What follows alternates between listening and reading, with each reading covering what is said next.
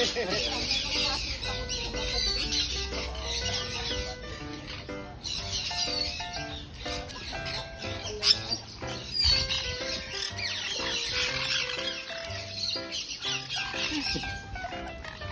daliri.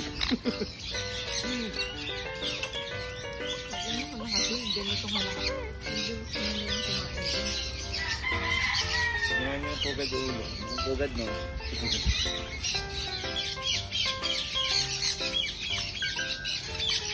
Sarap kain. Ano pong mainly diet nila mga African mix. African mix diba? Tapos yung flyer mix na binababad. Gusto rin nila yun.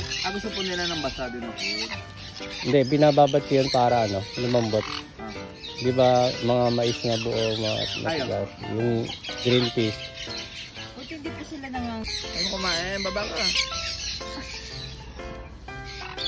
Something na pala yung sa ulo ko. Kasi parang mabigat. Kaya pala mabigat. Parang mabigat, parang hindi GCC.